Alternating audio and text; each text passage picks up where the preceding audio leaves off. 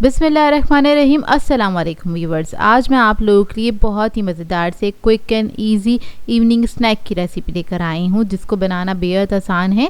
और आज मैं आप लोगों को बनाना सिखा रही हूँ, चिकन ब्रेड पैटी सिखाने जा रही हूँ, जो कि बहुत ही आसानी के साथ आप घर में बना के तैयार कर सकते हैं। इसको पार्टीज़ वगैरह में सर्व कर सकते हैं, दावतों पे भी एज अ स्नैक के तौर पर आप इसको सर्व कर सकते हैं।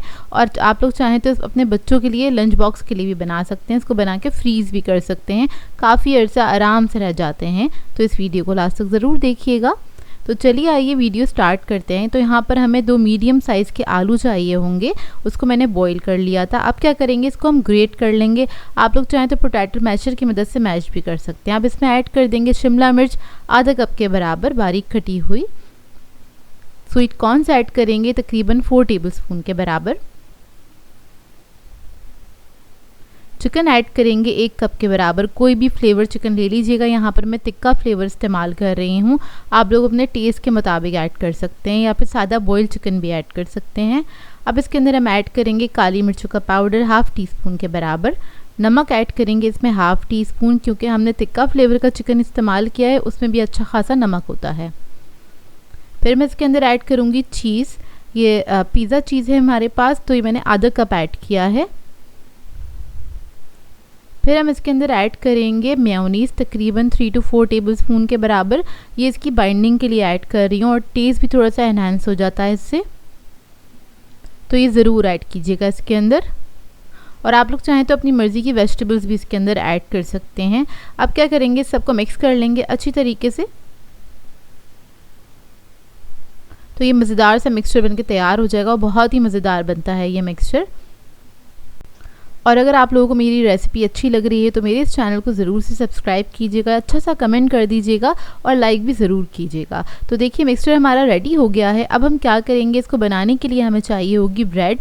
तो यहाँ पर मैंने ब्रेड के स्लाइसेस ले लिए हैं। यहाँ पर मैंने कुकी कटर लिया है, ये 3 इंच के बराबर का है। साइज़ आपके ऊपर डिपेंड करता है, छोटा या बड़ा अपनी मर्ज़ी के मुताबिक आप बना सकते हैं। इधर मैं छोटे साइज़ के बना रही हूँ।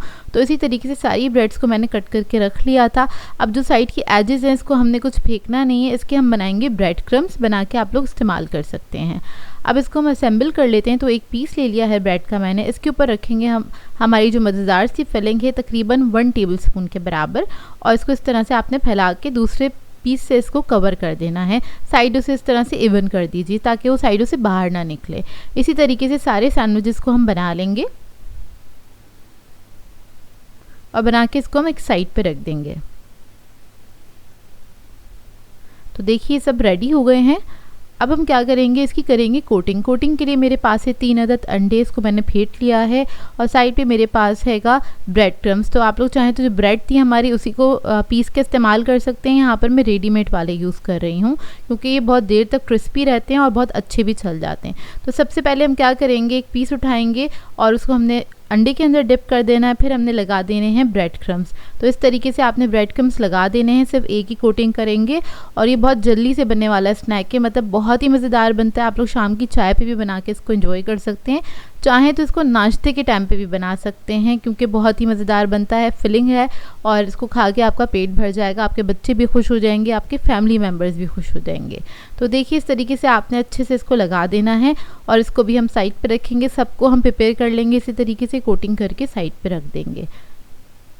और अगर आप लोग चाहते हैं इसको फ्रीज़ करना, तो आपने क्या करना है, एक एयर टाइट बॉक्स ले लीजिएगा, इसके अंदर आपने इसको रख देना है। और अगर बॉक्स में नहीं रखना चाहते हैं तो ट्रे में रख के इसको फ्रीज़ कर दें। जब ये फ्रीज़ हो जाए फिर आप इसको जिप-लॉक बैग में डाल के भी रख सकते हैं। तो इस तरीके से आप इसको फ्रीज़ कर सकते हैं। 10 से 15 दिन आप इसको फ्रीज़ कर सकते हैं, बहुत अच्छे से ये फ्रीज़र में रह जाते हैं।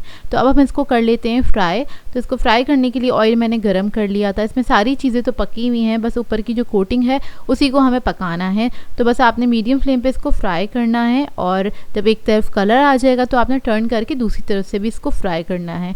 तो इसको फ्राई करने में भी ज़्यादा टाइम नहीं लगता है, मुश्किल से 5 मिनट लगते हैं। मतलब 2-2 मिनट आपने एक साइड पे देना है, आराम से पक के तैयार हो जाते हैं। अच्छा सा कलर आ जाए तो बस आप इसको निकालें, और फिर आप इसको सर्व कर सकते हैं किसी भी सॉस के साथ। बहुत ही बेहतरीन बनते हैं ये, इसको एक बार ज़रूर ट्राई कीजिएगा, इसका टेस्ट बहुत अमेजिंग आता है। तो देखिए रेडी हो गए हैं। थोड़ा सा हम गार्निश कर लेंगे इसको हरे धनिए के साथ। इसको मैंने सॉस के साथ सर्व कर दिया था और इसको आपने गरम गरम सर्व करना है, क्योंकि इसके अंदर जो हमने चीज़ ऐड किया है वो गरम गरम खाएंगे तो ज़्यादा मज़ा आएगा। तो इसको मैं आपको तोड़ के दिखा देती हूँ। तो ये देखिए बहुत ही मज़ेदार लग रहे हैं। जितने दिखने में मज़ेदार है, खाने में उससे ज़्यादा मज़ेदार थे ये। और चीज़ आप लोग अपनी मर्ज़ी के मुताबिक ऐड कर सकते हैं, कम या ज़्यादा, तो वो आपकी अपनी मर्ज़ी है। तो देखिए इसका चीज़ पूल कितना, मतलब हमने बहुत कम ऐड किया था, फिर भी माशाल्लाह से बहुत अच्छे से बन के तैयार हुए हैं। आई होप आपको ये रेसिपी अच्छी लगी हो। सो व्यूअर्स, अगर आप लोगों को मेरी रेसिपीज़ अच्छी लगती हैं तो मेरे चैनल को सब्सक्राइब करें, लाइक करें, कमेंट ज़रूर किया करें, शेयर भी ज़रूर किया करें अपने फ्रेंड्स के साथ, फैमिली के साथ। तो मुझे अपनी दुआओं में याद रखिएगा। अल्लाह हाफ़िज़।